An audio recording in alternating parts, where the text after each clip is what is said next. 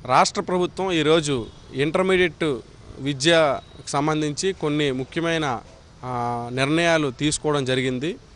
ముఖ్యంగా first year విద్యార్థులకి పరీక్షలు రద్దు చేస్తాం, పరీక్షల వల్ల మాత్రమే విద్యార్థులు ఒత్తిడికి గురవుతున్నారని చెప్పి అభిప్రాయాన్ని వ్యక్తం చేయడం జరిగింది.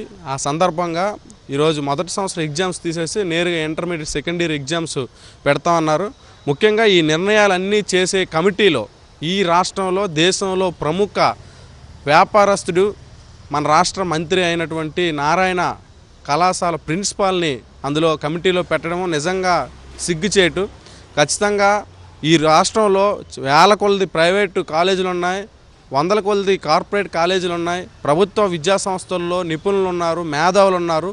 వీళ్ళందరినీ తప్పించి నారాయణ కాలేజీ యాజమాన్యాన్ని అందులో ఇంక్లూడ్ చేయడము అంటే ఈ రాష్ట్రంలో ఉన్న ప్రభుత్వ విద్యారంగాన్ని కార్పొరేట్ చేతుల్లో పెట్టడమే తప్ప ఇంకోటి కాదు. ఖచ్చితంగా ఈరోజు సంఘంగా ఖచ్చితంగా డిస్కషన్ చేసి దీని మీద అభిప్రాయం తెలియజేస్తాం. అయితే వ్యక్తిగతంగా నాకు సంబంధించి ఈరోజు రాష్ట్రంలో విద్యార్థులు తీవ్రమైన ఒత్తిడికి గురవుతుంది నారాయణ చైతన్య కర్కులం వల్ల.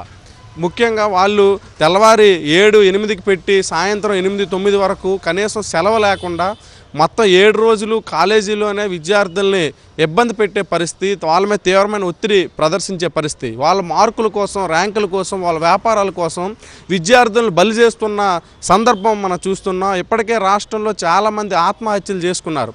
హిందుస్థాన్ రిపోర్టు ఈ మధ్యకాలంలో విడుదలైంది. ఈ రాష్ట్రంలో దేశంలో ఒత్తిడికి గురవడం వల్ల మహిళలు వేగంగా మెచ్యూర్ కాలేకపోతున్నారు, విద్యార్థులు లేదా ఫస్టే మెచ్యూర్ అవుతున్నారు. ప్రెగ్నెన్సీ టైంలో వాళ్ళు చాలా ఇబ్బంది పడుతున్నారు. ప్రతి 100 మంది అమ్మాయిల్లో 55 మంది ఇటువంటి సమస్యలు ఫేస్ చేస్తున్నారని చెప్పి మరి మీరు ఒత్తిడికి సంబంధించి ఏం చర్యలు తీసుకుంటారని చెప్పి మేము ప్రశ్నిస్తున్నాం.